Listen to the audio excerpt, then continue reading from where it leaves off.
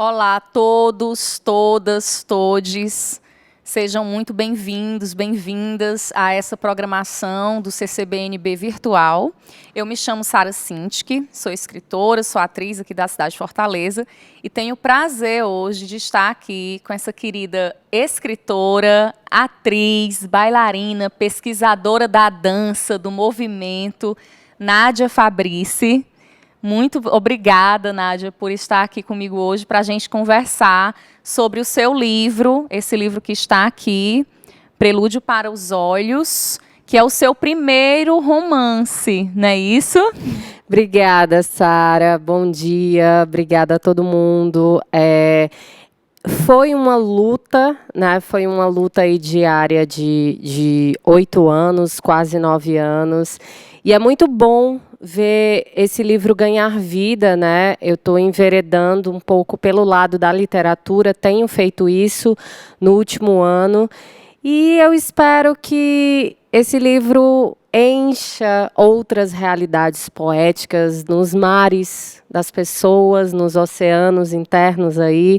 A gente sabe que a gente está passando por um momento bastante difícil, então, em meio a esse caos, uma alegria, né? As alegrias possíveis, né? A arte como uma forma de resistir, né? Nesse tempo. Nádia, eu separei um trechinho aqui do livro para a gente começar esse diálogo a partir dele, certo?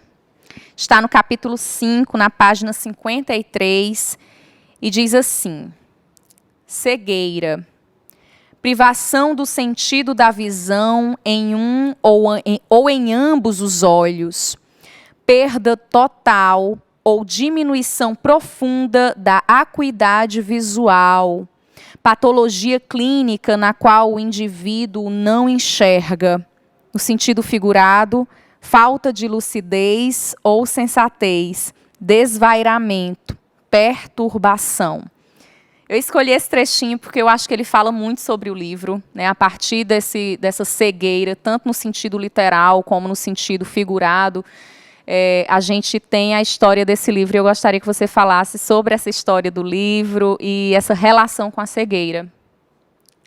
Então, Prelúdio para os Olhos surge a partir do Bernard. O Bernard é um professor parisiense que se muda para Nice, é um professor de literatura francesa, que ele ganha um emprego num dos colégios internos mais elitistas do mundo, que é o François Lumière, em Nice. Lá ele conhece a Marie. A Marie é uma aluna cega que está no ano de sua formatura. E a Marie acaba possibilitando ao Bernard um outro enxergar. Um enxergar sob outras óticas, né? E aí o Bernard ele começa a perceber que ele enxerga outras realidades a partir do escuro que preenche a Marie. A Marie, ela não só é cega, ela ficou cega, né? Mas ela usa a cegueira a favor dela. Ela usa a cegueira como outro modo de olhar. E o Bernard, ele acaba percebendo que ele se importa mais do que ele deveria com a Marie e ele acaba se apaixonando por ela. Então, a gente tem aí um primeiro embate, que é um embate ético de um professor de 28 anos, que está na condição de um influenciador, que se apaixona por uma aluna de 18 anos, né, que está na condição de sua influenciada, e que por muitos é considerada vulnerável perante a sociedade, perante ele, por decorrência da cegueira, né? Então, já tem um embate ético aí e tem um embate em relação ao próprio capacitismo, porque ela é considerada de fato vulnerável dentro do colégio pelas pessoas, né? O Bernard, ele tenta muitas vezes protegê-la, e aí eu fico me questionando se esse senso de proteção advém de um sentimento ou advém de um capacitismo, né, que ele não entende ainda muito bem o que é isso. E, para além disso, o livro ele metaforiza essa cegueira diária que a gente tem pela questão do olhar, pela questão da visão e pela questão dessa superlativização dos olhos. Será que a visão, de fato, é tão imprescindível para o ser humano? Será que a visão de fato abre caminhos ou será que a visão pode nos cegar também, pode criar armadilhas? Então, muitas vezes, será que a gente vê o que está ali ou a gente vê o que a gente quer ver? Então, o livro ele deambula sobre essas possíveis armadilhas do olhar também. Muito interessante, Nádia. Agora, de onde foi que surgiu tudo isso? Assim, de onde foi que surgiu Bernard, Marie, essa história, essa curiosidade sobre a cegueira, essa história se passando na França? Como foi que essa história se iniciou para você? Primeiro que eu nunca imaginei na minha vida que eu estaria aqui agora conversando com você sobre um livro de quase 400 páginas que eu lancei. Então, isso é completamente uma surpresa para mim, para o meu trabalho, por tudo que eu já desenvolvi. Esse livro esteve sempre no lugar da Nádia, muito íntimo, num lugar muito pessoal. E eu nunca soube, de fato, se eu queria lançá-lo para o mundo, né? Então, ele sempre foi o meu mundo pessoal. Ele surgiu há 9 anos atrás, quando eu era estudante ainda da Universidade Federal do Ceará. Eu fazia teatro, sou formada em teatro. E eu assisti um curta-metragem de um aluno, estava um esqueleto de um possível filme, onde exibia o Mar de Nice e o Mar de Fortaleza.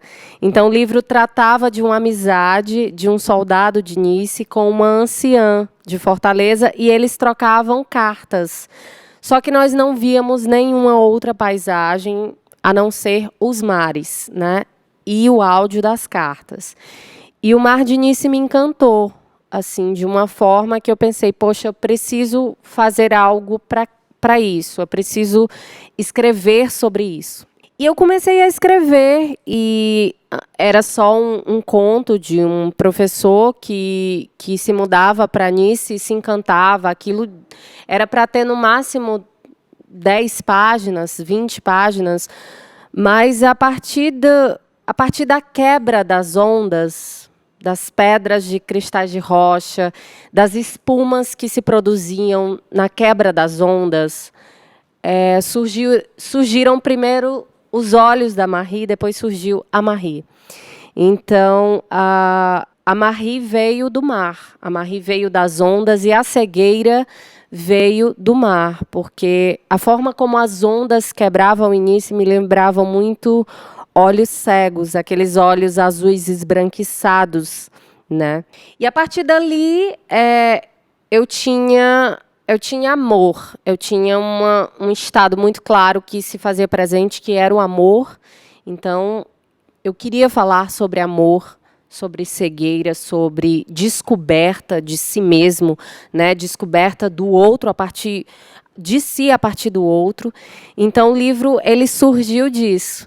E a França, novamente, pelo mar. É tanto que eu fui para a França, mas eu fui muito depois, né? Eu fui quando o livro estava pronto, eu fui para ter certeza do que eu tinha escrito, porque me interessava muito o desejo, a curiosidade como um disparo para a escrita do que propriamente o conhecimento físico, né? Eu me abstive da visão ao vivo naquele momento e a cores, para fechar os olhos e imaginar um Anice. Claro, por depoimentos, por amigos que moravam, que foram, mas eu me abstive muito da visão também para escrever esse livro.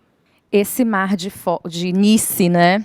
Conversando com o mar de Fortaleza, que depois chega até o mar de Niterói.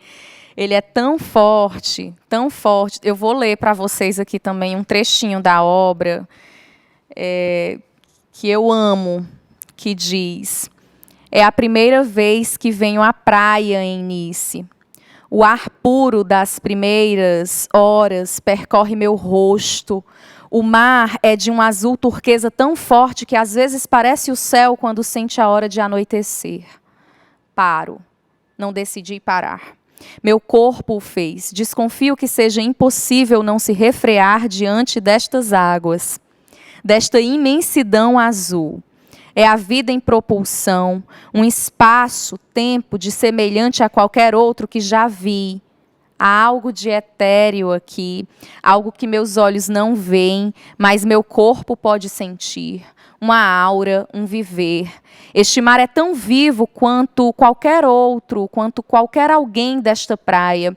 Suas ondas, malemolências. É provável que quebrem com mais força em outros momentos do dia, mas agora o que vejo é um sorriso alvissareiro permeando cada gota. É tão bonito que parece mentira.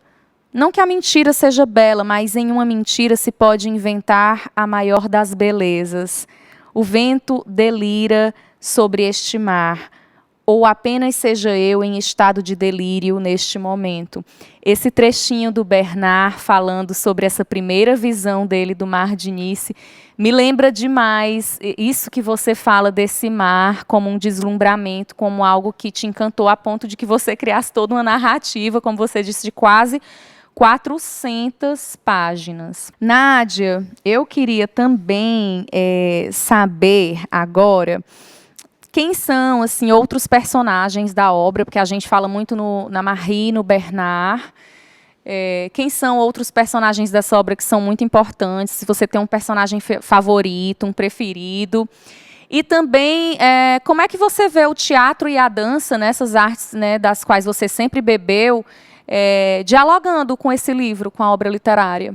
Então, o livro tem muitos personagens, né? A gente tem uma gama de personagens, e eu acho que por isso tantos anos escrevendo, porque cada personagem é um mundo, né? Cada mundo tem os seus espaços, e para ter uma coerência de fato, para ter todo um passado, um presente e um futuro, né, e um enlace desses personagens, eu acho que é muito difícil, né? São muitas personalidades. E, de fato, eu tenho que me distanciar em alguns momentos. Embora todos tenham um membro meu, assim. Então, a gente tem, além do Bernard e da Marie, a gente tem todo esse lugar do colégio, da escola. Então, a gente tem a Sophie, que é uma grande amiga do Bernard. Ela é coordenadora, ela é o braço direito da direção, e ela está naquele lugar de ser uma leveza, uma grande companheira ali do Bernard. Então, a gente vê uma grande amizade se fortalecendo. Ela é uma pessoa extremamente solitária, extremamente inteligente, né? E o Bernard também se vê muito solitário numa cidade onde ele não conhece ninguém, mesmo sendo uma cidade pequena, né? Então, se constrói aí uma amizade de duas solidões que estavam um pouco desesperadas por conversa, por fortes diálogos, ou simplesmente por passar um tempo. Assim também é o Francisco Garcia, que é um senhor que está quase na 8ª década da vida. Francisco Garcia é o vizinho do Bernard, ele é brasileiro, então a gente tem aí toda uma brasilidade no meio dessa França, desse universo europeu. O Francisco traz toda a ginga da Bahia, a ginga do Rio, sabe? O Francisco traz muitas histórias, ele fala sobre artistas brasileiros, ele fala sobre escritores brasileiros. Então, ele, nesse sentido do livro, traz uma riqueza cultural que eu acho interessantíssima para a obra. O Bernard, ele é um professor de literatura, então ele fala muito de literatura. Ele tem espaços muito grandes de devaneios e de ócio. E ele cita muitos autores, né? E o Francisco vem também como esse aparato, mas o Francisco tem mais da leveza. O Francisco é um bon vivant, é uma pessoa que viveu tanto, que tem tanta história para contar. Então, ele acaba sendo, eu acho que, a pessoa que mais ampara o Bernard em toda essa história, acaba sendo quase como um pai, um amigo, um avô, um irmão. E pelo tanto que você está falando do Francisco, eu pressuponho que seja o seu personagem do coração, né? O Francisco é a pessoa com quem eu quero me encontrar quando eu estiver mais velha. pelo mundo. E quero ter conversas à beira-mar com Francisco. Eu quero aprender com ele.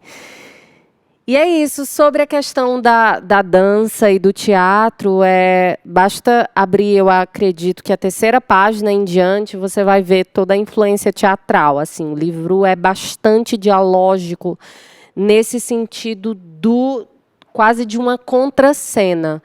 O livro tem muitos espaços de devaneios, né? Tem muito do existencialismo, mas o livro tem muitos diálogos. E eu acredito que isso advém muito das minhas leituras pessoais, de pessoas de teatro, de dramaturgos e por aí vai. A dança, ela está imbuída em todas as palavras. Eu acho que essas palavras dançaram em mim, dançaram dentro de mim antes de estar aqui. Eu acho que elas ainda dançam, né? Então, eu acho que o dançar também está muito presente no desenho das palavras. Como dançarina, na minha criação, eu nunca disse, eu tenho textos. Não, eu acho que eu tenho coreografias frásicas. Eu acho que pensar assim me interessa mais. É isso, eu acho que tem muito de toda uma carga de Nádia, atriz. Tem umas personagens que dançam balé também, né? Esse é o lugar mais óbvio, né? A Marie, ela é bailarina, a irmã é bailarina, a gente tem todo um universo do balé ali, né? E é muito bonito isso, porque ela é cega, então a gente tem também toda essa construção de como uma personagem cega, aos seus 18 anos, é completamente independente. Milionária, né? Depende financeiramente do pai, lógico, mas independente de vida, de prática, de ação. Então, ela dança, ela caminha, ela faz coisas sozinhas, ela estuda numa sala onde tem milhões de pessoas videntes, e isso em nenhum momento a afeta. Ela em nenhum momento se deixa abater por isso. E aí, o porquê disso, eu acho que as pessoas precisam ler, né? Nádia, é interessante também, porque, pelo que nós já conversamos, né, a história da Marie, né, da cegueira da Marie, como você disse, inclusive aqui agora, veio pela espuma do mar de Nice. Mas aí, coincidentemente, depois, você acabou se tornando também professora no Instituto dos Cegos e dirigindo um grupo de teatro de alunos não videntes ou com baixa visão, né? Você ainda estava no processo de escrita. Isso teve uma influência, de algum modo, também na escrita, esse convívio, esse contato mais próximo com seus alunos? Nossa, eu acho que isso é uma das coisas mais curiosas que aconteceram na minha vida. Porque eu ia no Instituto dos Cegos a título de pesquisa para a escrita do livro, assim, muito vagamente, sabe? Eu não conhecia ninguém da direção, eu só ia e conversava com as pessoas, queria entender o que estava se passando ali. E eu nunca imaginei na minha vida que eu fosse virar professora de teatro, de um grupo de teatro cegos. Tanto que, quando eu recebi esse convite em 2018, me foi uma surpresa gigantesca, porque eu nunca tive essa experiência. E aí eu pensei, qualquer experiência é melhor do que experiência alguma, né? Então, eu me permiti tentar aquilo. E aí foi onde eu comecei a me munir de coisas, e eu precisei aprender muito com eles, porque a gente tem um material muito escasso sobre isso, assim, principalmente sobre o teatro para cegos, né? São poucas as pessoas que tratam disso, principalmente no Ceará. Então, foi uma experiência muito de viver em mim, fazer em mim, para levar para eles, né? Eu não tenho lugar de fala aqui. Tudo que eu posso dizer é que eu acompanho essa realidade de perto. Então, são impressões, eu não vivi isso, não sei como é isso, né? Eu sempre me fiz essa pergunta antes de escrever o livro, mas as impressões me foram tão vivas que eu mudei muita coisa. Então, respondendo à sua pergunta, assim, eu tinha uma construção, quando eu entrei no Instituto, eu tinha 70% do livro pronto, eu não sabia do final. Eu acho que, na verdade, eu só fui saber do final, assim, escrevendo o final. E eu mudei completamente o meu olhar sobre a cegueira, sobre como eu tratava, e eu me descobri muitas vezes capacitista, mesmo dizendo não, eu não sou capacitista. Porque quando eu entro no Instituto dos Cegos, eu tenho a vontade de cuidar deles, eu tenho a vontade de ajudá-los. E eu acredito que não está no lugar de conduzir, né? Um profissional que trabalha com cegos, um professor, um guia, está no lugar de conduzir e não de induzir. É muito importante que a gente entenda essas divergências. E eu induzia sem perceber. E eu acho que é o que mais da metade das pessoas do mundo fazem. Elas induzem sem perceber. Eu não estou falando só de cegos, mas de outras pessoas com deficiência. Então, a experiência especificamente com os invisuais do Instituto assim, me fez perceber uma outra realidade e descobrir coisas interessantíssimas, como, por exemplo, cegos, eles, mesmo pessoas que cegaram, elas não sonham tanto. Mesmo pessoas que cegaram recente, tiveram toda uma vida de imagens, elas perdem um pouco do sonho, né, do sonho com imagens. Então, os sonhos são completamente sensórios, como, por exemplo, estar caindo, a sensação de um vômito, a sensação de um pulo. E descobrir isso foi surreal para mim. E aí eu perguntava sobre os sonhos para pessoas que nunca tiveram a visão, que nasceram cegas. E elas falaram a mesma coisa e com uma propriedade de imagem. Por exemplo, Nádia, eu já sonhei levando uma queda da escada. Pela forma como ela me descreveu, era como se fossem várias placas de metal, assim, que ela fosse pulando. E é surreal essa outra construção, né, da imagem a partir do que eles me proporcionaram. Além de ter feito a versão do livro físico, né, Nádia, você teve também a preocupação de fazer um audiobook pensando nesse público, nessas pessoas de quem você está tão próxima. E eu gostaria que você falasse também um pouco sobre esse processo, como é que foi, né? Porque existe uma publicação que a gente pensa, que é a publicação do livro físico, que a gente está ali todo o tempo dialogando com a editora, inclusive gostaria que você pontuasse isso também, mas dessa preocupação em fazer, em acessibilizar o livro no formato audiobook para que os alunos, não só os alunos, né, os leitores, as leitoras não videntes pudessem ter acesso à obra. É muito interessante a forma como isso nasceu, porque eu fiquei pensando como é que eu vou falar de uma protagonista cega e eu não vou acessibilizar a minha obra. É quase como falar sobre e não ser, né? É como a gente questiona muitas obras hoje em dia que falam sobre, mas não são. E aí como que, de fato, a gente encontra uma liga que possa ampliar isso. E a gente sabe que não é fácil, né? O audiobook antes era um plano bem ousado, assim, sejamos honestos, porque é um trabalho muito caro, é muito mais caro do que um livro físico, se você for um escritor independente, né? A gente está falando de um valor bastante alto quando você quer fazer um trabalho de fato bom, que você quer contratar alguém profissional especializado, um ator, um narrador, que vai dar gráficos àquela história, que vai te fazer criar paisagens sonoras, que vai te levar para outro lugar, né?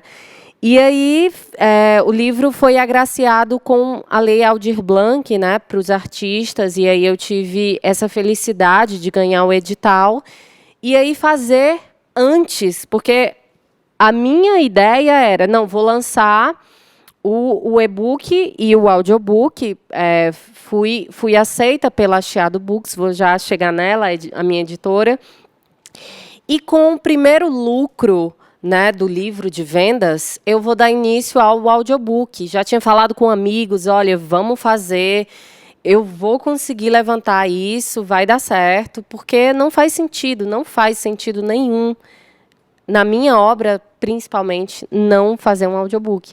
Então, meio que o audiobook veio antes. E fica aqui também um pedido para que nós, artistas, nós, escritores, pessoas que trabalham com o público em geral, né, para que a gente sempre busque acessibilizar as nossas obras. A gente sabe o quanto que é difícil isso, o quanto que a gente não tem o apoio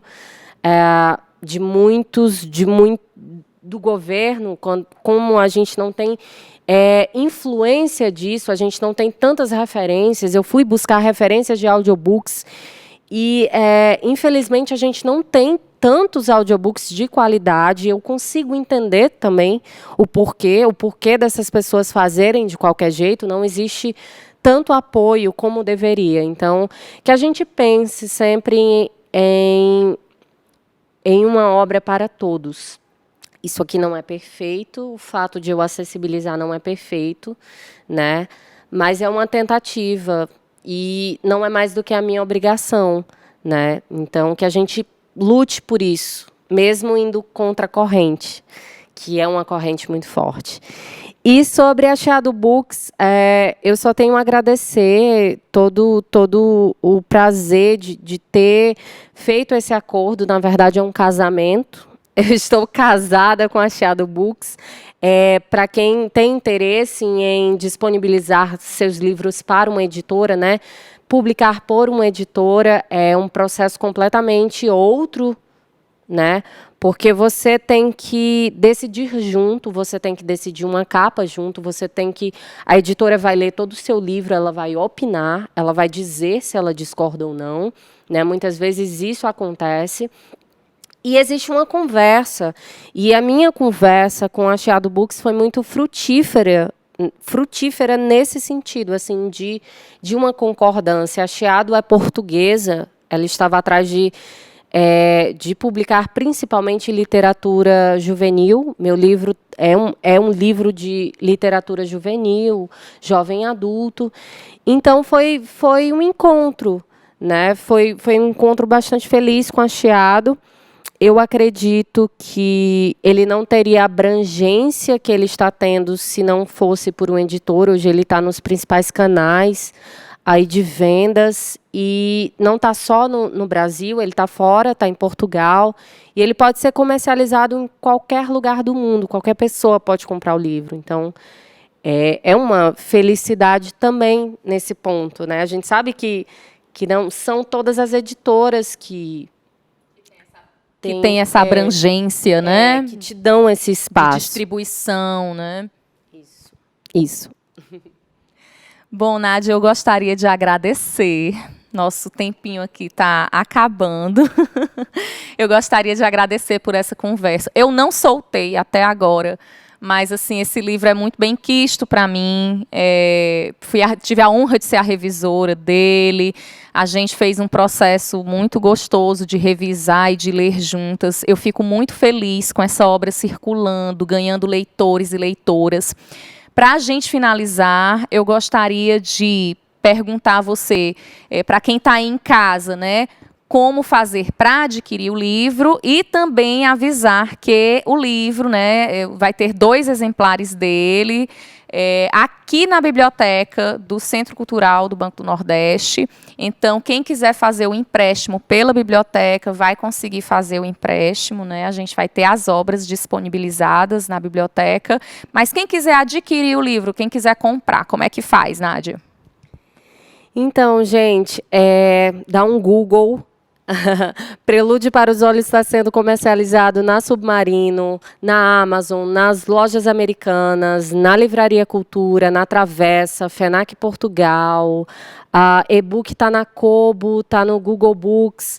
O livro está disponibilizado de forma gratuita no YouTube, o audiobook. Então, para quem quer ter essa experiência, né, não só para pessoas invisuais, mas para pessoas videntes. Então, para quem quer ter essa experiência, vai no Deezer, vai no Spotify, vai no Apple, vai no Amazon Music, que ele está lá em formato podcast, são 33 capítulos, cada capítulo tem 30 minutos, em média 20 minutos.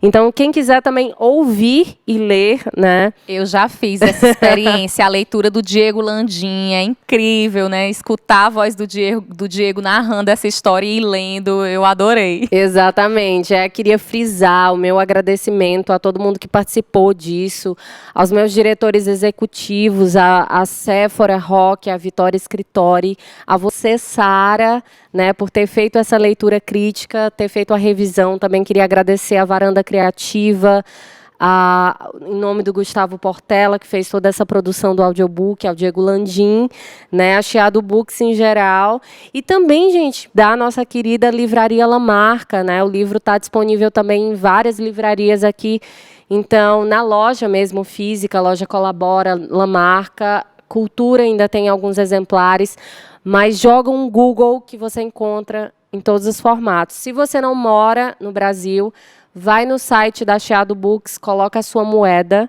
que você recebe de qualquer lugar do mundo. Então, é isso. Queria agradecer também o espaço do BNB, pelo convite, pelo carinho. O BNB está sempre aí apoiando, né, os artistas, os escritores. É sempre um prazer estar junto aqui do BNB. Pela primeira vez como escritora, né? Como você disse, hoje já esteve aqui como bailarina, como atriz e hoje como escritora. Nádia, eu que agradeço em nome da equipe do CCBNB, muito obrigada. Aconselho a todas, a todos, leiam o livro, procurem o e-book, a versão física, o audiobook. Aqui na biblioteca do CCBNB, ele vai estar disponível. É isso, gente. Muito obrigada. Obrigada, Nádia. Obrigada, Sara.